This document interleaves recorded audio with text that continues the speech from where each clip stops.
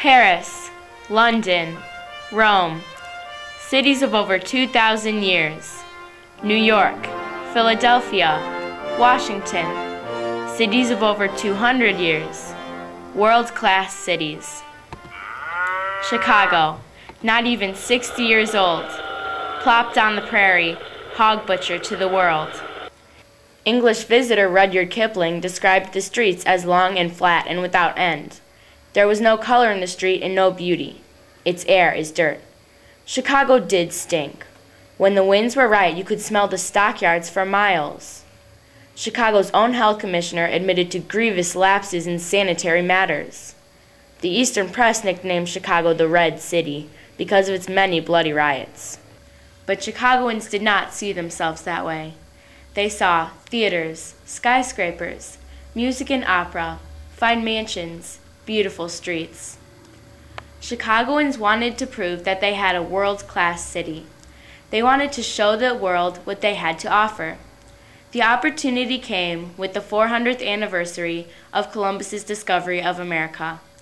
A great World's Fair celebrating the anniversary would be the opportunity for Chicago to take its place with the great cities of the world. The people of Chicago stood up for their city with their media, their spirit, and most importantly, their money, to prove to the world that Chicago was a world-class city by capturing the 1893 World's Columbian Exposition.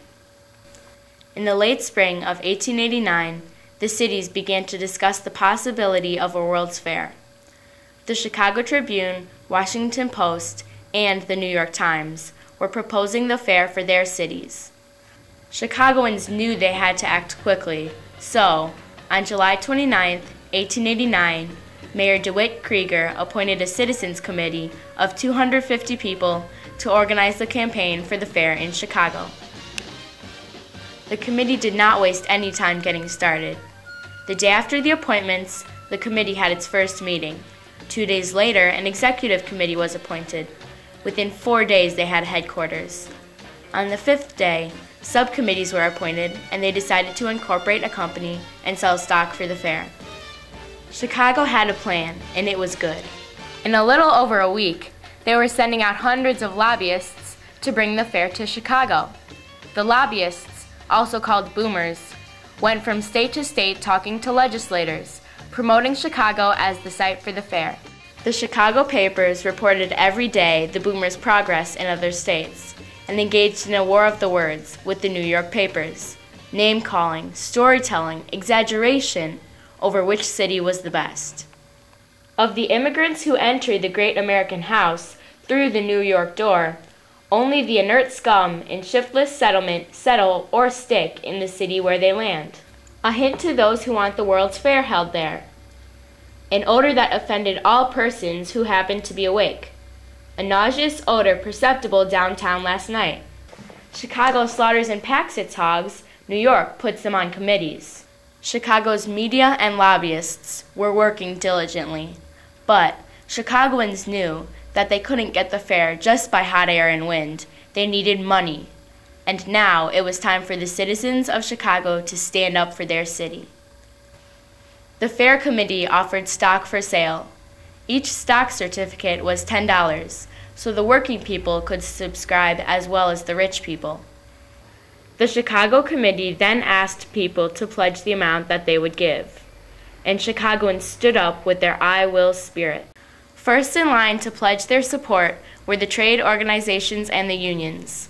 The pledges came in from the lumbermen, real estate companies, electricians, retail druggists, newspaper publishers, trade unions, and socialists.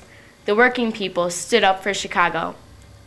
Over 1/3 of the stock was pledged by the trades in less than a month, and Chicago's millionaires were yet to be heard from. Chicago's millionaires made their stand in a big way. George M. Pullman pledged for $100,000. C.T. Yerkes was the first to put down hard cash, $150,000, and said, "Call on me for the cash whenever you desire it." Other millionaires put in their share as well.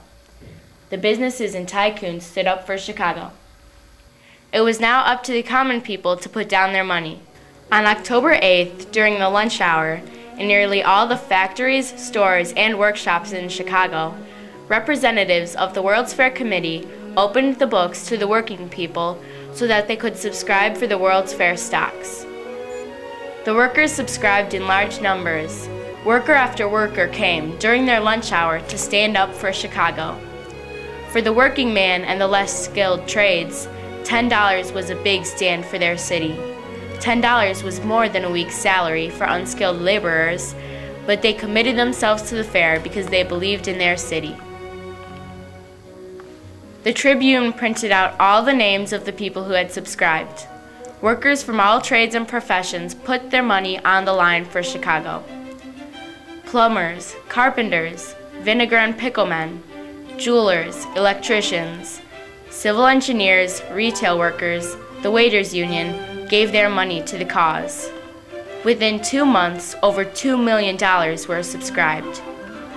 Every day in December, the Chicago Tribune printed out the current total and the names of the people who had subscribed. By the time the Senate was ready to vote on the site for the World's Fair, Chicago had raised its full $5 million. The people of Chicago stood up for their city with their hard-earned money. Chicago's rival, New York, had set up a stock plan too, but they expected the U.S. Congress and their state legislature to be the major subscribers. They had trouble selling their stock to their citizens. So, just before the congressional vote for the fair, New York had to send a bill to its state assembly asking for $10 million of state tax dollars as a guarantee for the fair. Chicago citizens had already subscribed for their $5 million, but they would not be outbid. They called New York's bluff and issued $5 million worth of bonds. The bonds were all taken, and the money was raised by February, so Chicago could present a $10 million guarantee to the Congressional Committee. Congress knew that Chicago's citizens would support the fair. Their subscriptions were a strong guarantee. On February 24th, Congress voted for the site of the World's Fair. It was a long and hard decision. Chicagoans were waiting outside the newspaper offices, waiting for the news. Finally, on the 8th ballot, Chicago was announced the winner. The crowd erupted in cheers. Chicago won the fair. But now, Chicagoans had to prove that they were indeed the world-class city they claimed they were. The burden of standing up for Chicago now fell to the architects. James Ellsworth, a director of the World's Fair Committee, working with Chief of Construction Daniel Burnham and partner John Root, wrote to landscape architect Frederick Law Olmsted, saying, "My position is this: the reputation of America is at stake in this matter, and the reputation of Chicago is also at stake." Congress still did not trust Chicago. They appointed a committee to oversee the fair. The planners argued at every point. 2 years of cold winters and government interference slowed the work. It looked hopeless. But the Chicago spirit pulled through, and when the World's Fair opened, it was amazing. Papers all over the world reported the glories of the Chicago Fair. Its beauty, its serenity, its magnificence, its splendor. It was the fair of the century. Parents told their children about it. Well, as far as he mentioned all the different things that they had, and as far as the buildings that they had put up for it and that, and then he mentioned about the different the kind of shows and that they had.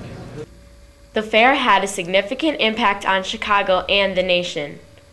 Foreign connections made during the fair increased international trade. Many new Chicago-based products introduced at the fair changed the nation's approach to marketing and development. Transportation systems that were upgraded to bring people to the fair improved domestic travel. The fair's architecture, publications, and exhibitions made cultural opportunities more readily available to the West. Chicago promoted itself as the metropolis of the West.